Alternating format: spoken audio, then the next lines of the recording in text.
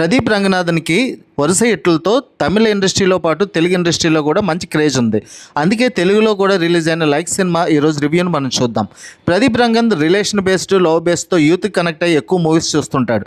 చాలా చిన్న పాయింట్తో తీసుకుంటూ తను తగ్గించుకుంటూ కొంచెం ఒక జోకర్ లాగా ఉంటూ తర్వాత మెల్లిగా ఆ ఎమోషన్స్ని కనెక్ట్ అవుతూ హీరోయిన్కి దగ్గరయ్యే పాత్రలు ఎక్కువగా తను నటిస్తూ ఉంటాడు. ఆయన సినిమాలను వరుస హిట్ అవడంతో లైక్ మీద కూడా ఒక అంచనా ఏర్పడింది. విఘ్నేష్ శివన్ అంటే నయనతార ప్రొడక్షన్లో మరియు ఇంకొక ప్రొడక్షన్లో జరిగిన ఈ అనిరుద్ధ్ సంగీతం అందించిన ఈ యూత్ఫుల్ మూవీ అసలు ఆకట్టుకుందా లేదా?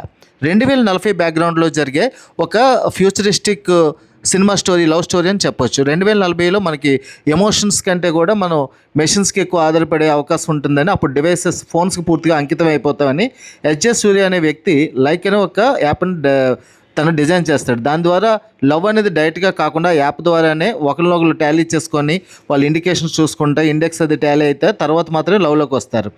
వాసు ధీమా అనే క్యారెక్టర్లో కృతి శెట్టి, విజయ్, ప్రదీప్ రంగనాథన్ బాగా షైన్ అయ్యారు. ఈ ధీమా వాసుని ఈ యొక్క యాప్ ద్వారానే కనెక్ట్ అవ్వాలని చూస్తుంది. వాసు అనే వ్యక్తి అసలు ఈ డిజిటల్ వరల్డ్కి దూరంగా ఉండాలనుకున్న వ్యక్తి. బట్ కృతి శెట్టి క్యారెక్టర్ చేసిన ధీమా అనే క్యారెక్టర్ పూర్తిగా ఈ డిజిటల్ వరల్డ్లోనే ఉంటూ దాని ద్వారానే ప్రపంచాన్ని అంతటినీ చూసే వ్యక్తి. తన ప్రేమను కూడా ఇలాగే పొందాలనుకున్నప్పుడు ప్రదీప్ రంగనాథన్ తనకి దగ్గర అవ్వాలని ఈ లైక్ అనే యాప్ ద్వారా తనకి దగ్గర అవ్వాలని ట్రై చేస్తాడు. బట్ దాంట్లో ఉండే కొన్ని ప్రాబ్లమ్స్ వల్ల విలన్పై అతను తిరిగి దాడి చేయాల్సి వస్తుంది.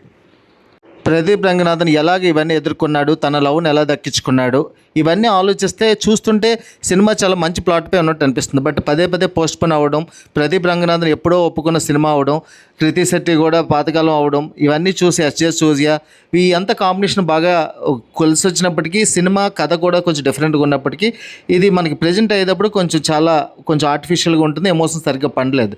ఏదైతే బలంగా తన ప్రదీప్ రంగనాథన్ తన మూవీస్లో వాడతాడో ఆ యొక్క ఎమోషన్స్ పండగపోగా చాలాసార్లు చిరాకు తెప్పిస్తుంది. అందువల్ల లైక్ అనే మూవీ వానికి ప్రెజెంటేషన్లో, ఎగ్జిక్యూషన్లో చాలా సాధారణమైన మూవీగా ఉండిపోయి ఆకట్టుకోవడంలో విఫలం అవుతుంది. నాకు తెలిసి ప్రదీప్ రంగనాథ్కి చాలా రోజుల తర్వాత అంటే మొదటిసారిగా ఒక వైఫల్యం మూవీగా ఇది మిగలబోతుంది. బహుశా తనకున్న క్రేజ్ బట్టి మొదటి కొన్ని రోజుల్లో మంచి వసూళ్లను రాబట్టగలిగినప్పటికీ బట్ మౌత్ టాక్ తర్వాత వచ్చే టాక్తో ఈ సినిమా మెల్లిగా డౌన్ అయ్యే అవకాశం ఉంది. బట్ ఏదైనా ప్రదీప్ రంగనాథన్ ముందు సినిమాలతో పోలిస్తే లైక్ మూవీ అనేది చాలా డల్ మూవీ, మళ్ళీ సరిగ్గా ఎంటర్టైన్ చేయలేని మూవీ.